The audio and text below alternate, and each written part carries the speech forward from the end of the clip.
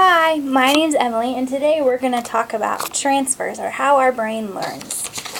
This is Susie, and we're going to talk about how she learns.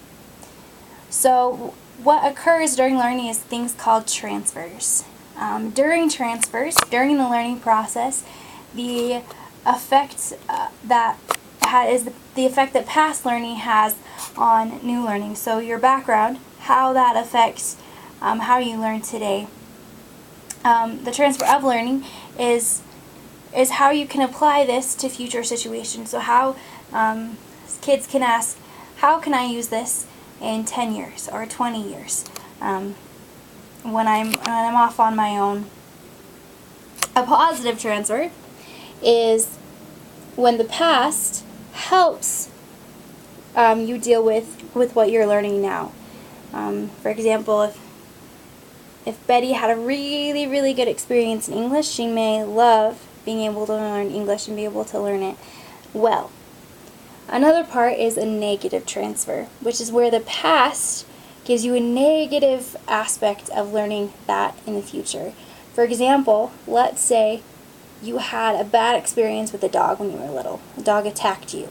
When you're older, you think back to those negative experiences, and that is your opinion of dogs. And so from that point on, you may be scared of dogs. As educators, it's our part to teach what they call teaching for transfer, which is we are the instruments to help our students learn and to apply these situations. And so it's up to us to be able to help our students. There are always factors that apply that affect how we learn. One of them is context and degree of original thinking. So how well is the information taught in the beginning? How well was it originally taught so that students can learn it better in the future? Another one is similarity. So how can Betty apply this situation? If she learns something in one situation, then she was much more likely to learn that to a similar situation to learn the same way. Critical attributes are things that make it different. How does this differ from what she's learned in the past?